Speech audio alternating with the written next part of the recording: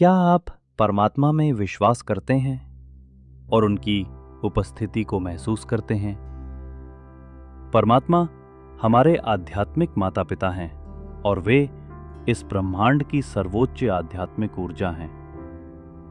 कई सदियों से विश्व के लाखों लोग परमात्मा से प्यार करते आ रहे हैं और उन्हें सम्मान देते आ रहे हैं। फिर भी कुछ लोगों का कहना है कि परमात्मा मनुष्य की रचना है और उसकी कल्पना है।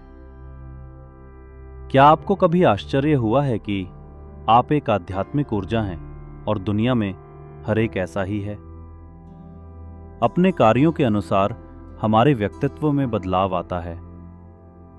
क्या हम इस बात से परिचित हैं कि हमें एक आध्यात्मिक माता पिता की आवश्यकता है जो गलत होने पर हमें सुधार सके और हमारे व्यक्तित्व को दोबारा पॉजिटिव और प्योर बना सके?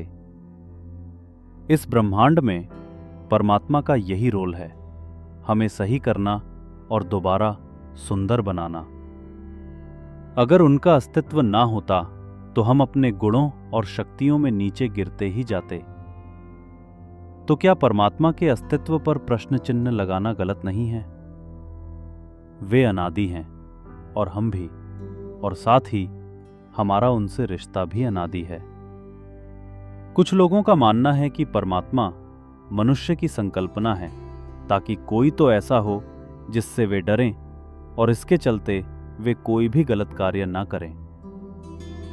परंतु परमात्मा तो दया के सागर हैं, ना कि कोई ऐसा जिससे डरा जाए। कुछ लोगों की राय है कि संसार की रचना पूरी तरह से एक भौतिक प्रक्रिया है जिसमें परमात्मा का कोई भी रोल नहीं है।